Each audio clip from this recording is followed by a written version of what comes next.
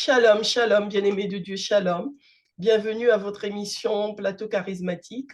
Ce soir, je reçois pour vous l'apôtre Reddy Joachim. Bonsoir, apôtre. Bonsoir. Bonsoir. Donc, ce soir, nous venons parler encore de la nudité avant et après la chute de l'homme. Nous avions déjà fait une première fois, il y a de ça à peu près un mois. Et là, nous venons vous faire la deuxième partie de cette émission. Amen. Excusez-moi. Oui, ok, merci. J'ai béni Dieu pour cette occasion et j'en profite de l'occasion pour saluer tous les bien-aimés dans le Seigneur, tous ceux qui vont nous suivre à travers cette émission, que l'amour, la grâce et la bonté de Dieu soient les partages de chacun de nos frères et sœurs. Amen, amen.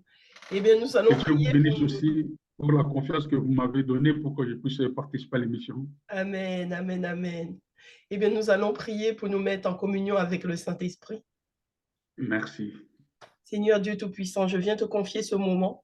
Je prie, éternel Dieu de grâce, que tu bénisses ce moment, que tu bénisses la bouche de ton serviteur, que tu prennes le contrôle, Seigneur, car tu as dit que nous ne sommes que des instruments pour ta gloire.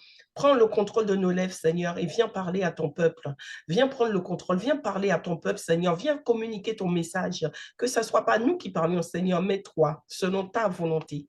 Au nom de Jésus-Christ, j'ai ainsi prié. Amen. Amen. Amen. Donc, je disais que nous allions parler de la nudité avant et après la chute de l'homme. OK. La nudité avant et la chute de l'homme. J'avais dit qu'avant, l'homme était couvert par la gloire de Dieu. L'homme avait un revêtement spirituel. C'est pourquoi Adam et Ève ne se voyaient pas nus. Mais en réalité, d'une façon physique, ils étaient nus. Après avoir péché, l'habillement spirituel est parti. C'est à partir de ce moment que l'homme se sent honteux, y compris sa femme. Ils se sont dit que mais ce n'est pas possible. En réalité, Ève, ce n'est pas de cette façon que je te connais. Ève dirait pareil à Adam. Alors, que devons-nous faire? Ils ont cherché le moyen, d'une façon personnelle, de se couvrir jusqu'à ce que le Seigneur lui-même leur a donné un vêtement qui peut durer longtemps, qui est la peau d'un animal. Après la chute, c'est là où les yeux de l'homme a vu la nudité de la femme, pareil pour la femme pour voir la nudité de l'homme. Et c'est là où il y a le départ de la convoitise des yeux. C'est pourquoi j'avais parlé un peu dans le titre des rappels pour ceux qui n'étaient pas avec nous la fois passée, que la nudité couvre la valeur. La nudité, c'est la nudité qui détient la valeur d'un homme ou d'une femme.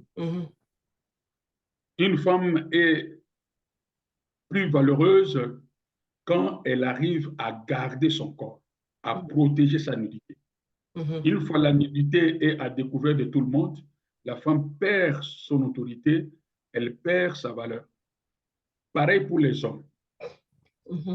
Et c'est pourquoi la Bible nous démontre que Dieu avait interdit, il dira à l'homme de ne pas voir la nudité de sa fille, de son frère, de sa sœur, de sa belle-fille, ainsi de suite. Donc, cela veut dire, bref, il avait interdit la fornication et surtout l'inceste. Alors, par là, nous avons parlé aussi, je ne sais pas si on avait parlé sur ce point, mais on en parlera plus tard, ce que nous sommes en train de vivre dans l'Église d'aujourd'hui, l'inceste en catastrophe. Parce que la Bible nous dit que nous sommes des enfants de Dieu. Nous formons une famille qu'on appelle la famille de Dieu. Toute impudicité dans l'Église, ça fait partie de l'inceste. Sauf si c'est ceux-ci, donc l'homme, la fille et le garçon, arrivent à franchir la ligne de célibat pour entrer dans le mariage. Une fois que vous êtes dans le mariage, ce n'est plus l'inceste. Par là, je vais donner l'exemple dans la maison de David, quand c'était Absalom, si je ne me trompe pas, Amnon, si je ne me trompe pas, ou Absalom, qui était tombé amoureux de sa sœur Tamar. Et quand Absalom a voulu violer sa sœur lui avait dit que c'est mieux, au lieu de me déshonorer comme ça, c'est mieux de demander ma main à mon père va trouver mon père, c'est lui qui peut permettre que nous puissions vivre ensemble en tant que filles, en tant qu'hommes et femmes. Cela veut dire que nous avons le véritable roi qui est notre Père, le Dieu céleste. C'est par lui que nous pouvons avoir l'accès de vivre comme mari et femme. Et si nous ne passons pas sur cette voie, donc nous vivons dans l'inceste. Nous vivons dans l'inceste. Avant que je puisse parler de ce point, il y a quelque chose qui m'arrive à la tête, le problème d'habillement dans l'Église. Le problème d'habillement dans l'Église, parce que le corps, je vais parler du corps, il faut que dans l'Église, que ce soit les hommes, que ce soit les femmes, puissent mieux garder leur corps. Parce que l'humidité, ça peut donner de la valeur, ça peut aussi dévaloriser une personne. L'humidité, nous voyons comment est-ce que David, l'homme rempli de l'onction, est tombé dans le péché à cause d'unité d'une femme. Chaque homme a une partie du corps de la femme qui l'excite. Excusez-moi le terme, si ça peut, je peux pas côté.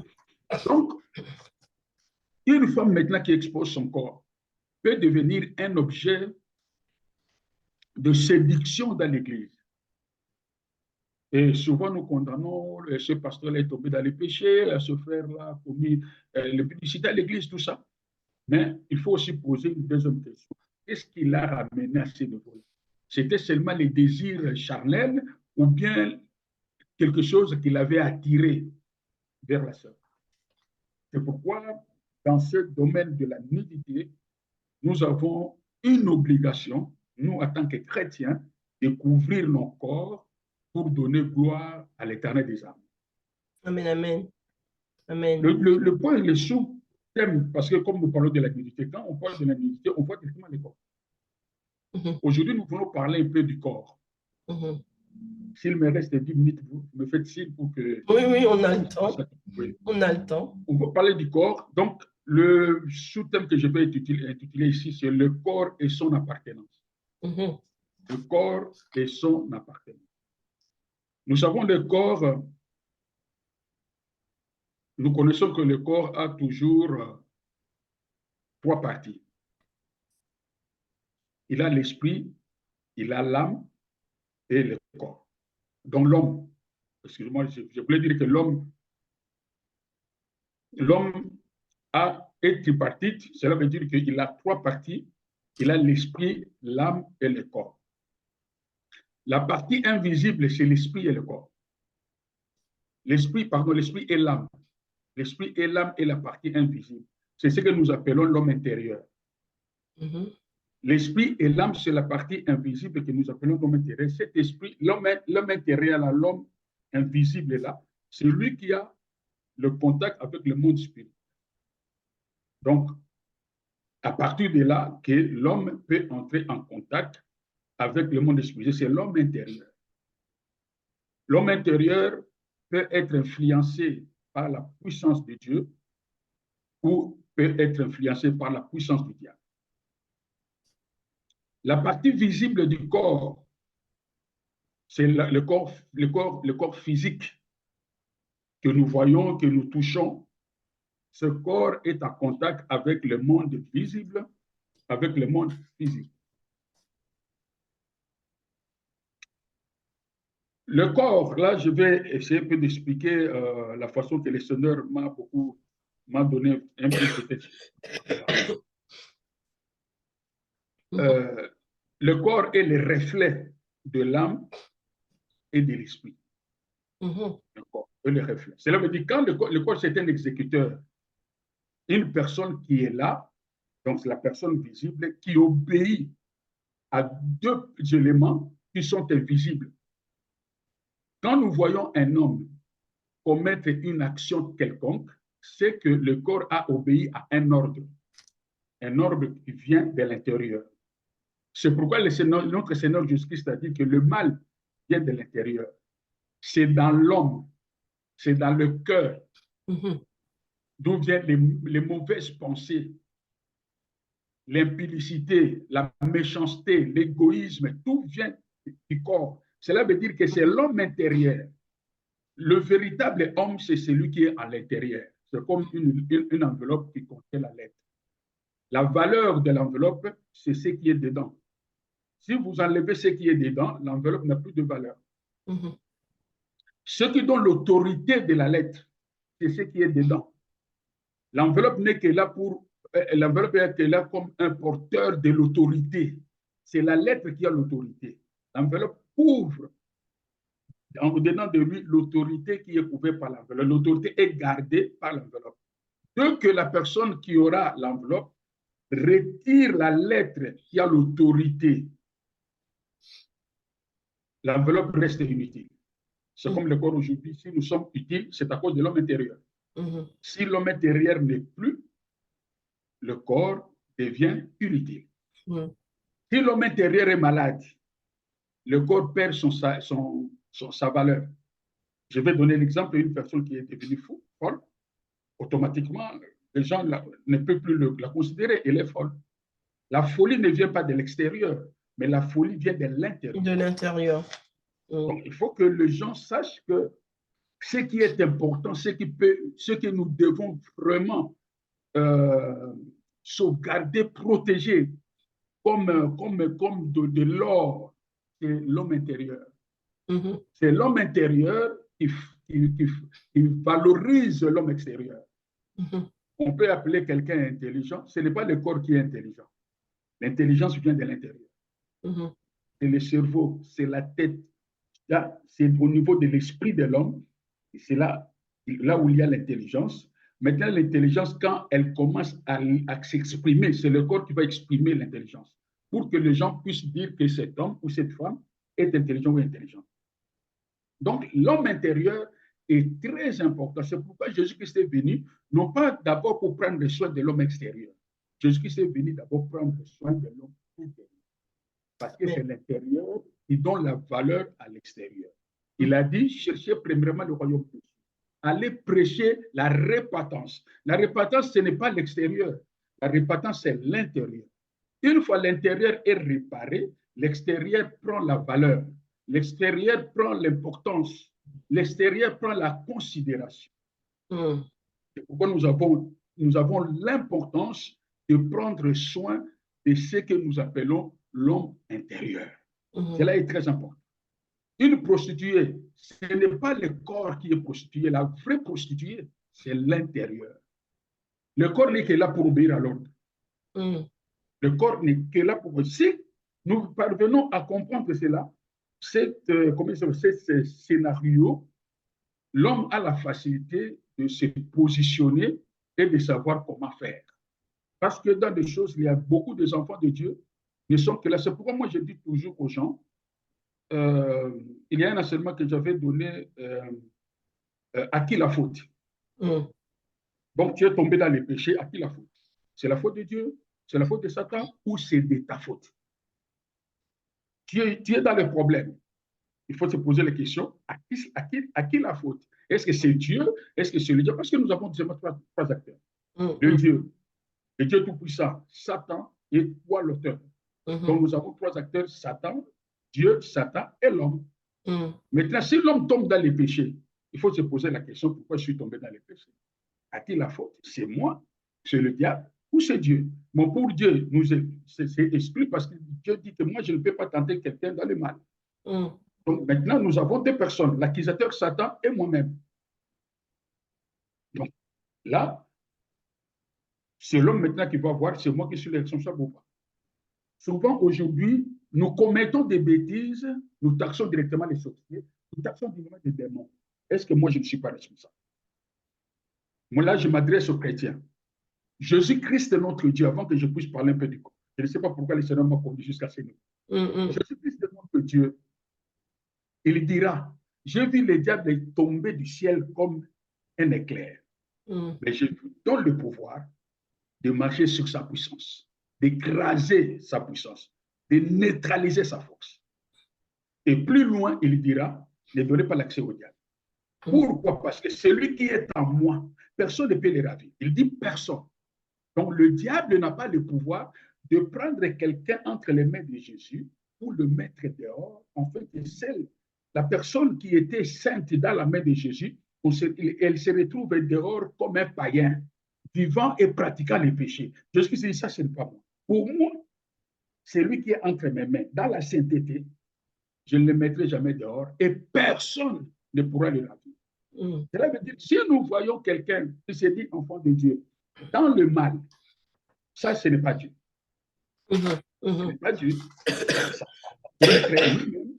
Pourquoi? Parce que Jésus-Christ lui a dit ne donnez pas l'accès au diable. Cela veut dire, tu es entre mes mains, tu es protégé. Si tu donnes l'accès au diable, tu mets ta vie à danger. Maintenant, le livre de Jérémie nous dit, pourquoi tu es là, te plaindre pour te mal, pour le mal qui est tenté de te faire souffrir là. Tu es tenté de gêner, de pleurer, Seigneur, Seigneur, Seigneur. Dieu dit, mais pourquoi tu te poses des questions, pourquoi tu pleures? Ce sont les multitudes de tes iniquités.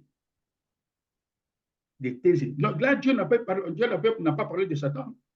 Même si tu dis que oh non, les démons m'ont séduit, le diable, l'envoûtement, Dieu dit ce n'est pas ça, c'est tes péchés.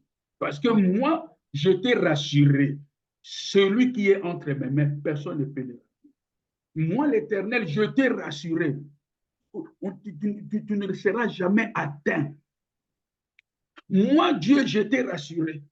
Je ne te mettrai jamais en dehors de ma bergerie. Mais comment est-ce que tu te retrouves dans la misère? C'est que c'est toi qui as ouvert la porte pour que ton ennemi puisse t'écraser.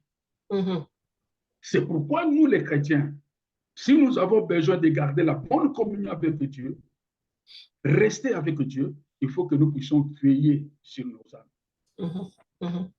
Veiller sur ton esprit, veiller sur ton âme. Parce que la tentation, bon, le jour, c'est comme si je veux aller plus dehors de ce que je voulais dire. Il y a quelque chose qui m'avait, que je voulais parler sur la tentation, mais là, peut-être si les Seigneurs permettent, on parle. Mais il faut que la personne sache que le corps n'est que là pour exécuter. Le corps est là pour exécuter. Donc, voilà. Le corps de l'homme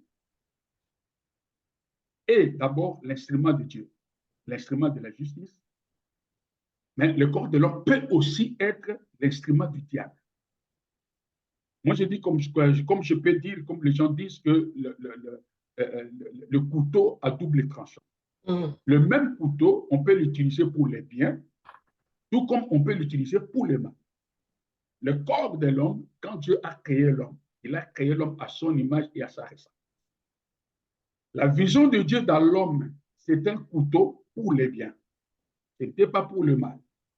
Mais le diable est venu utiliser le même couteau, mais cette fois-ci pour les mal. Dès le commencement, l'homme a péché. Là, l'homme avait condamné sa femme. C'est là où l'accusation avait commencé. L'homme et la femme, ils ont eu des enfants, à Caïn et Abel. Le mal continue parce qu'ils ont devenu les instruments de Satan. Abel tua. Caïn, tua son fils, son père. Le mal est entré dans le monde parce que le diable est venu utiliser le corps de l'homme comme son instrument. C'est pourquoi tout enfant de Dieu, il faut qu'il puisse se poser la question, est-ce que mon corps est un instrument de Dieu ou un instrument du sang? La Bible nous dit dans le livre de Romains, chapitre 6, verset 13, nous dit que ne livrez pas vos membres au péché comme les instruments d'iniquité, mais donnez-vous vous-même à Dieu comme étant vivants des morts que vous étiez et offrez à Dieu vos membres comme les instruments de justice. Nous voyons que les membres de nos corps peuvent être l'instrument de l'iniquité, l'instrument du péché, l'instrument du mal, de la tête aux pieds. Comme nous allons parler sur la fornication, l'impudicité, nous voyons que le diable n'utilise que le corps de l'homme pour que le corps de l'homme puisse influencer l'intérieur et que l'intérieur, il faut influencer, puisse donner l'ordre d'accord au corps pour que le corps puisse exécuter les mal. Je vais donner l'exemple qui s'est passé dans le jardin d'Éden. Le diable n'avait pas directement attaqué l'âme. Le diable n'avait pas directement attaqué l'esprit. Le diable avait attaqué d'abord le corps extérieur. Il dit à la femme, est-ce que tu as vu? Cela veut dire, tu as vu, c'est beau à voir. Les yeux ont vu et les yeux a donné l'information à l'esprit. L'esprit transmet l'information à l'âme. L'âme produit la convoitise et donne de l'ordre au corps et le corps agit.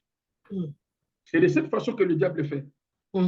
Il va utiliser le corps pour que le corps puisse influencer l'intérieur et que l'intérieur, à son tour, puisse donner de l'ordre afin que le corps puisse exécuter ce qu'a conçu l'intérieur.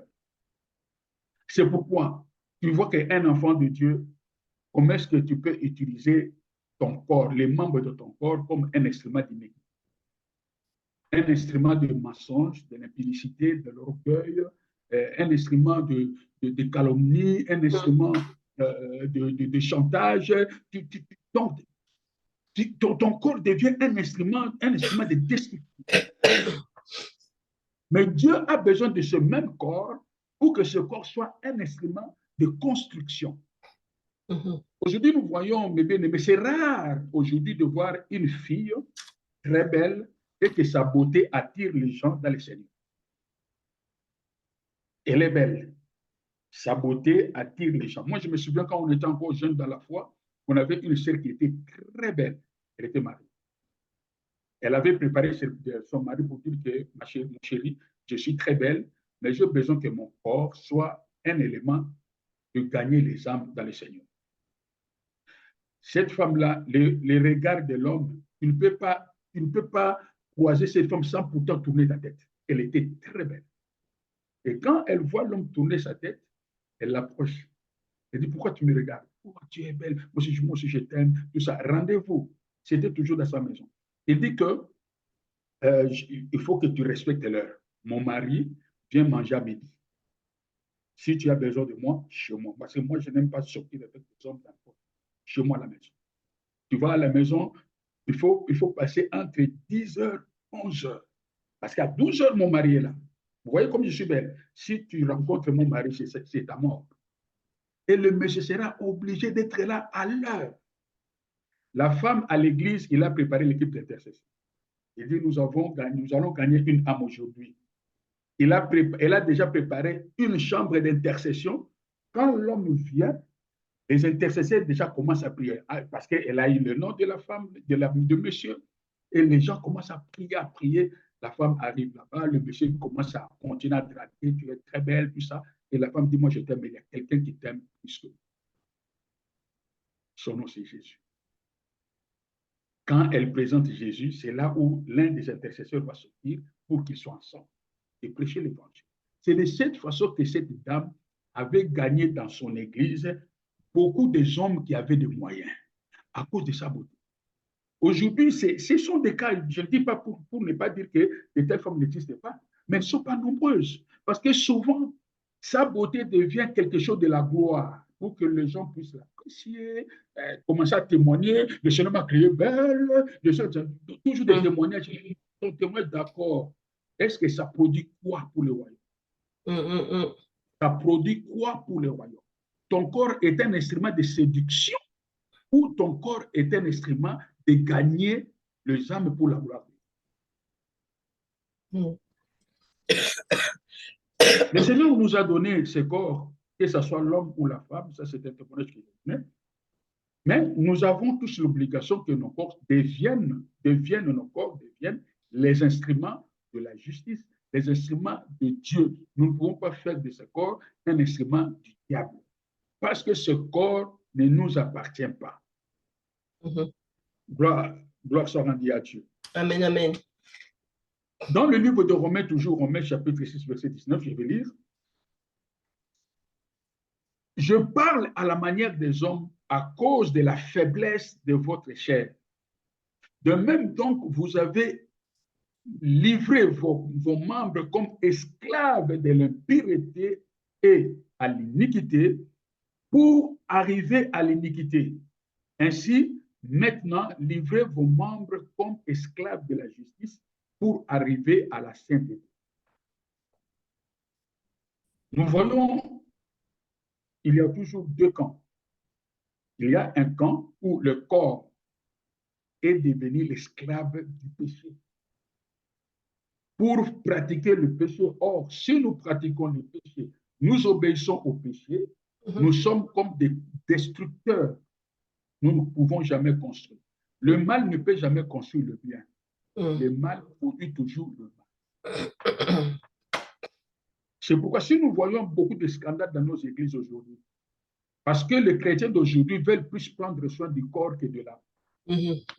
Même dans les églises, vous voulez avoir une église de 2000 membres, mais faites seulement l'église, comme aujourd'hui on parle de méga church, c'est les méga church, donc faites de l'église méga.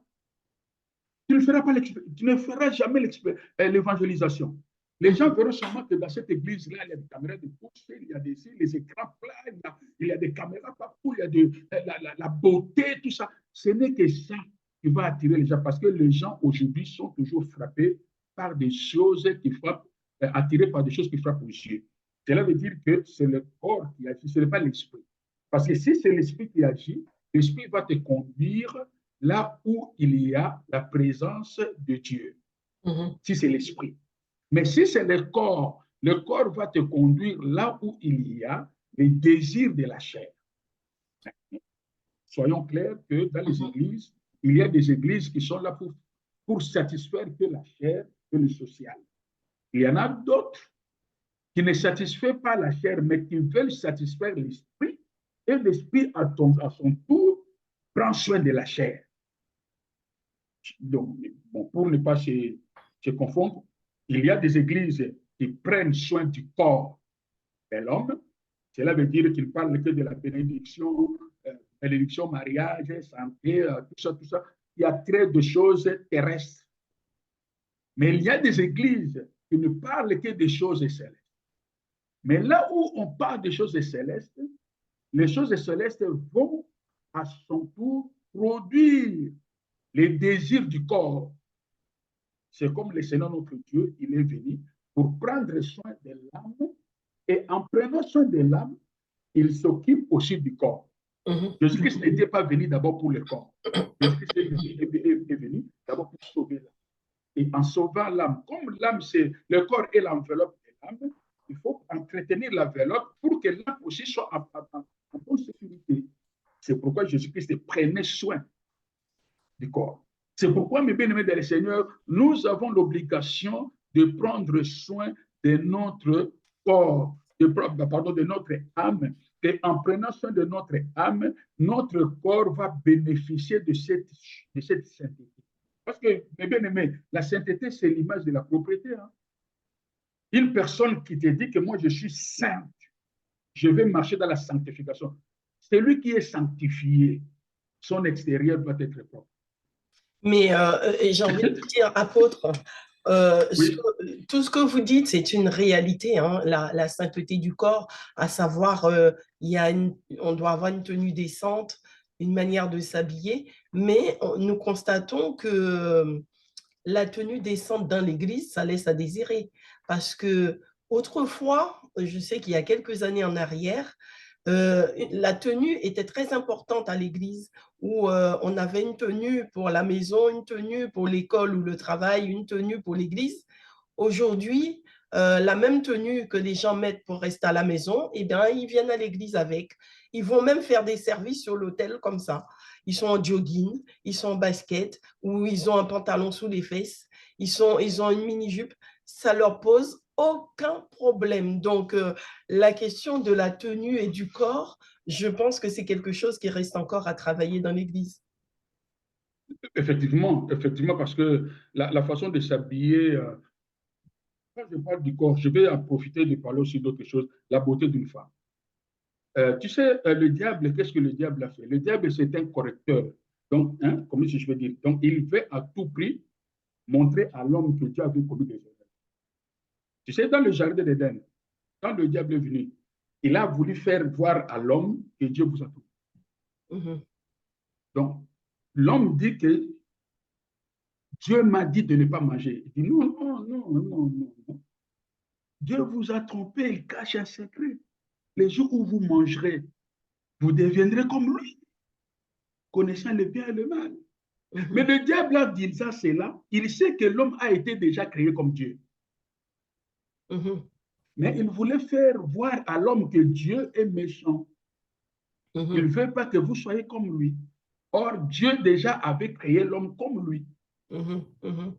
Aujourd'hui, le diable, qu'est-ce qu'il fait? Tu es comme tu es là, ma soeur, tu es très belle. Le diable viendra que ta beauté. Il met en toi une certaine culpabilité, une certaine, je ne sais pas, complexe et tout, pour dire que tu n'es pas vraiment assez belle. Pour devenir belle, voilà, tu peux prendre ça, tu peux ajouter ça, tu peux ça. Donc là, indirectement, tu es en train de corriger Dieu, indirectement. Pourquoi? Parce que le diable te dit tu n'es pas belle. Oui. Parce qu'il y a une femme, elle est belle, elle est belle. Il y a des femmes qui ont une beauté, le maquillage ne servira à rien.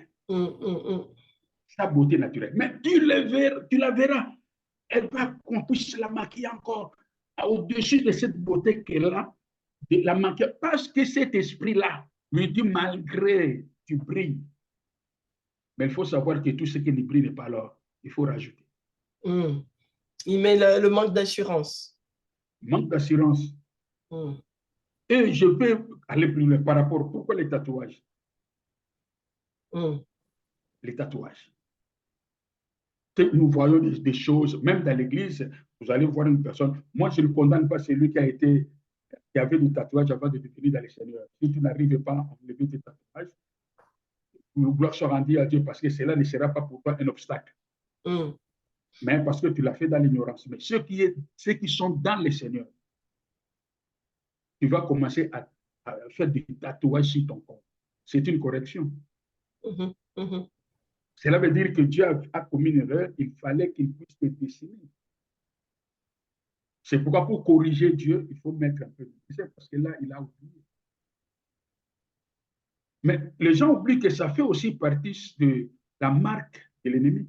Mais vous verrez, les chrétiens, donc, à l'église, le diable est en train de jouer avec des croyants. Il joue avec les croyants en utilisant le corps. Il banalise, comme ça, en banalisant, ça passe. Mais oui, parce qu'aujourd'hui, la tolérance, mais la Bible dit que tout me permet, mais tout n'édifie pas. Tout me permet, mais tout n'est pas utile. Donc aujourd'hui, au lieu de rester dans la liberté, nous dépassons la limite, nous sommes dans la libertinage, dans nos églises. Pourquoi? Parce que c'est pourquoi les gens ne veulent pas les enseignements de la sanctification. Quand tu commences à toucher à la sanctification, moi je dis, il y a des combats intérieurs qui se font seulement à partir de... Moi, j'ai déjà vu à quelqu'un, ça fait un peu longtemps, des trentaines d'années passées, j'avais un séminaire. J'avais noté, je crois que c'est quelque chose de la sanctification, quelque chose comme ça. Donc, qui signifie noir et blanc. En écoutant cet enseignement, il faut que tu sois sanctifié. J'avais surpris un monsieur regardant le thème que j'avais mis. Il dit que cet homme s'est croqué. Lui, il s'est croqué. Et il parle lui-même avec le thème. Moi, j'étais derrière, je le vois, c'est comme ça. Il parle de la sanctification. Est-ce que lui, il est Dieu? Est-ce qu'il est capable? Moi, je dis, monsieur, excusez-moi, tu es tenté de te chamailler avec qui? Oh non, ce thème-là, non, ça, c'est le thème de condamnation. Qu'est-ce qui te dit que le thème de condamnation? Tu ne vois même pas sanctification. Voilà. Donc, aujourd'hui, si tu veux gagner les âmes de ton église, ne mentionne pas noir sur blanc les problèmes de péché sur les thèmes des séminaires. Les gens ne viendront pas. Dernièrement, j'étais allé en Afrique. Je voulais parler sur l'éthique d'un serviteur. J'avais mis un thème qui dit si un serviteur ne peut jamais demeurer dans les péchés, de peur qu'il sera, qu'il fasse quelque chose comme ça, demeurer dans les péchés et puis le truc du diable après. Il dit, pasteur, personne ne viendra. Ce thème-là, personne ne viendra. Tu vois? Donc, cela veut dire que les gens veulent des choses qui fait plaisir au corps. La séduction. Pas à l'âme. Je ne parle pas de la chair, je parle du corps. Donc, si tu viens avec des enseignements pour que le corps soit bien vécu, bien mangé, bien glorifié, bien élevé, bien propre, là, les gens viennent avec des acclamations. C'est pourquoi nous voyons, je ne suis pas contre, hein, je ne suis pas contre les enseignements, le mariage. Bon, parce que sur ces terrains-là, quand on voit que ces enseignements-là sur le mariage, de gauche à droite, ça prend beaucoup de clients, tout le monde va là-bas. Mais on peut parler de mariage dans la sanctification. Bien sûr. Dans la sanctification, on peut parler de mariage. Dans la sanctification, on peut parler de la vie quotidienne, de la vie conjugale. Parce que tout est écrit noir sur blanc dans la Bible. Mais souvent, vous voyez que ces gens, quand ils vont parler qu'autour de la vie sociale, sans pourtant toucher l'âme. On va toucher seulement des choses qui vont faire plaisir au corps. Je ne suis pas contre. Je ne suis pas contre cela. Mais est-il que c'est un marché, pour moi, je dis c'est un marché, un bon marché qui gagne beaucoup de clients. Apôtre, nous arrivons à la fin. Ouais. Nous arrivons à la fin du temps. Il nous reste 1 minute. 1 minute? Oui. Oh là là. Bon, dans 1 minute, pour la conclusion, je voulais dire que, mais on pourra continuer prochainement. Oui. Mais aujourd'hui, il faut que, pour l'appartenance, le corps de l'homme appartient à 3 personnes. La première personne, tout corps appartient à Dieu. C'est ce que déclare la Bible. La deuxième personne, le corps de la femme appartient à son mari. Et le corps du mari appartient à sa femme. Comme j'allais parler du corps et de son appartenance, nous voyons que le corps de tout homme appartient à Dieu. Amen, amen. Et le corps de la femme appartient à l'homme et le corps de l'homme appartient à la femme. Si la femme n'est pas mariée, l'appartenance, c'est à Dieu. L'homme célibataire, appartenance, c'est à Dieu. Une fois marié, ton corps appartient à ton partenaire. Amen. C'est par là que Dieu est contre l'adultère. Parce qu'une personne, un homme ou une femme, il va tromper son partenaire, il trahit son corps.